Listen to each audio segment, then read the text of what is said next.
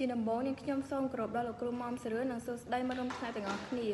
នាងខ្ញុំឈ្មោះសួនសុកញ្ញារៀនថ្នាក់ទី 12B បានមកសង្ខេបរឿងរាមកេរ្តិ៍ខ្សែទី 2 នៅពេលដែលព្រះរាមធ្វើដំណើរចេញពីគោខណ្ឌមកទ្រង់ទតឃើញព្រៃមួយដែលឆេះដោយកម្ដៅព្រះអាទិត្យជាមួយនឹងស្លឹកឈើដែលឆេះខ្លោចផ្កាឈើដែលឆេះក្រៀមប្រែទៅជារីកស្រស់ញញឹមឡើងវិញឯព្រះអាទិត្យដែលកំពុងតែបញ្ចេញកម្ដៅយ៉ាងខ្លាំងក៏ស្រាប់តែ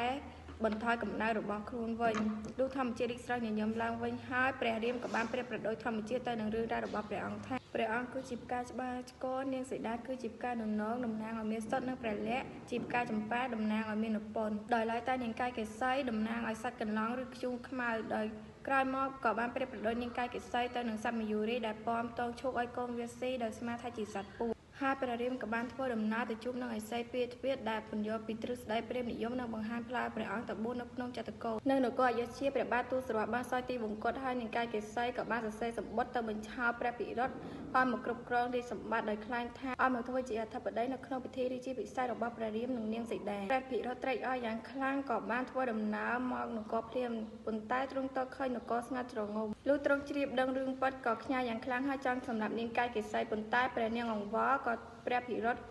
ចេញដំណើរតាមរកព្រះរាមឲ្យមកគ្រប់គ្រងរាជវិញព្រះរាមមិនទទួលយកនៅសេចក្តីអង្វរករនេះទេព្រោះទ្រង់គោរពពាក្យសច្ចៈហើយក៏បានប្រកល់សពបាទតំណាងរាជសម្បត្តិឲ្យទៅព្រះភិរិទ្ធក៏បានទទួលយកហើយក៏ធ្វើដំណើរវិលត្រឡប់ទៅវិញព្រះរាមព្រះលក្ខណ៍និងនាងសីតាក៏បានចាកចេញពីភ្នំចិត្រកូដដែរក្សត្រទាំង3ក៏បានធ្វើដំណើរទៅព្រៃភ្នំតនកាហើយក៏បានជួបនឹងយក្សមួយអង្គឈ្មោះថាពិរាជតួអង្គនៅក្នុងរឿងរាមកេរ្តិ៍ខ្សែទី 2 មានដូចជាព្រះរាមព្រះលក្ខណ៍នាងសីតានាងកាយកេសីព្រះភិរិទ្ធព្រះបាទទូសរវត្តឥសីពាទ្វានិងតួអង្គយក្សឈ្មោះថាពិរាជពីចុងក្រោយនេះខ្ញុំសូមអរគុណទៅដល់លោកគ្រូមុំសរឿននិងមិត្តរួមថ្នាក់ទាំងអស់គ្នាដែលបានចំណាយពេលមកស្ដាប់ការសង្ខេបរឿងរបស់នាងខ្ញុំ